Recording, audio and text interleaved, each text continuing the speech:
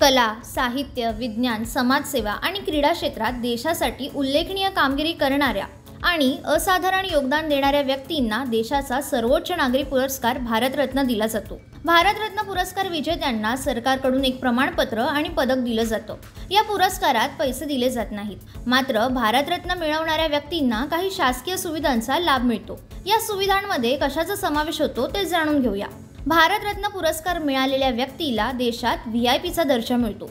प्रोटोकॉलनुसार त्या व्यक्तीची गणना देशातील सर्वोच्च पदांवर असलेल्या लोकांसोबत केली जाते।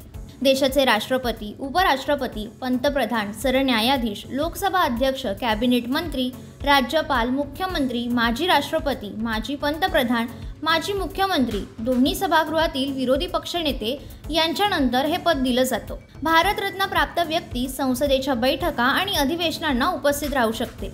तसेच त्यांना आयकर न भरल्यास सूट देखील उपलब्ध आहे। स्वातंत्र्य दिन आणि प्रजासत्ताक दिनाच्या कार्यक्रमात ते विशेष अतिथी म्हणून सहभागी होऊ शकतात।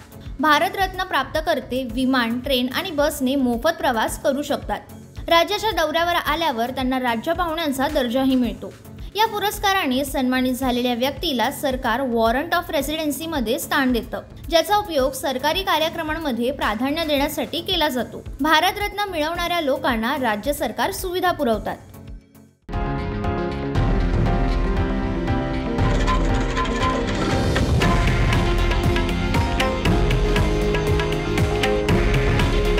हे आहे देशातील नंबर 1 न्यूज नेटवर्क आणि आपण पाहत आहात TV9 मराठी। काळजी तुमची, हित महाराष्ट्राचं।